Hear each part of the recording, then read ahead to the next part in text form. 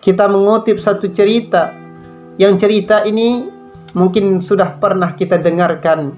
Seorang Yahudi yang tiap harinya perbuatannya mencela Nabi, menghina Nabi, bahkan sampai meludah Rasulullah sallallahu alaihi wasallam.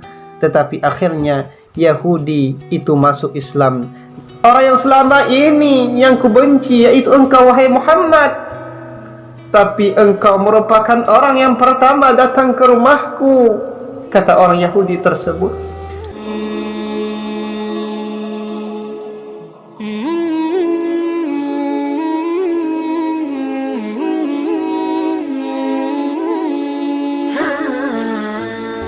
Bismillahirrahmanirrahim. Assalamualaikum warahmatullahi wabarakatuh. Para pencinta dakwah yang dirahmati Allah Subhanahu wa taala, pada kesempatan yang mulia ini kita akan coba berbicara tentang akhlak dan suri tauladan Rasulullah sallallahu alaihi wasallam yang tidak ada tandingannya bagi manusia di dunia ini.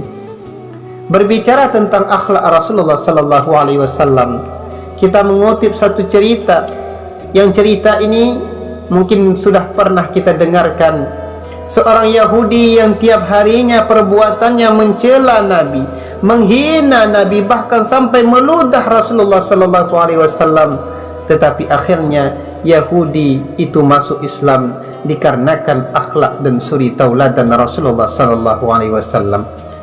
Maka tercatat dalam sejarah ada seorang perempuan Yahudi yang tiap harinya mencela Nabi, yang tiap harinya menghina Nabi, yang tiap harinya mengolok-ngolok Rasulullah sallallahu alaihi wasallam, bahkan sampai perempuan Yahudi itu meludah Rasulullah sallallahu alaihi wasallam dikarenakan begitu bencinya dia terhadap Rasulullah sallallahu alaihi wasallam.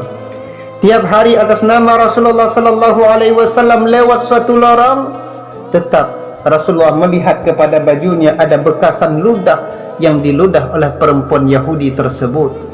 Tiap hari demikian, tiap hari demikian.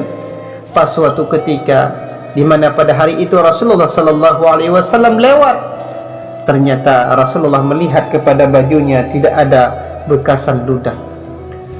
Rasulullah periksa bajunya, tidak ada bekasan ludah. 1 hari, 2 hari, 3 hari kemudian mulai ada pertanyaan dalam hati Rasulullah, kemanakah orang yang selama ini meludahku? Kemanakah orang yang selama ini meludahku? Akhirnya Rasulullah sallallahu alaihi wasallam bertanya kepada orang yang berdekatan dengan rumah Yahudi tersebut, wahai fulan, kemanakah orang yang selama ini meludah diriku? Aku tidak melihat dia hari ini. Maka orang itu berkata, wahai Rasulullah sallallahu alaihi wasallam, dia sekarang sudah sakit ya Rasul. Dia berbaring di tempat tidur ya Rasulullah sallallahu alaihi wasallam. Maka terkejut Rasulullah sallallahu alaihi wasallam. Rasul bangun daripada tempat itu dan langsung menuju ke tempat Yahudi tersebut. Sesampai di tempat Yahudi tersebut, tangisan pun mulai terdengar oleh Rasulullah sallallahu alaihi wasallam. Tetesan air mata Yahudi sudah menetes di pipinya. Sudah jatuh tetesan air mata Yahudi tersebut. Sambilan Yahudi itu menangis berkata kepada Rasulullah, wahai Muhammad, selama ini aku merupakan orang yang paling benci kepada engkau wahai Muhammad.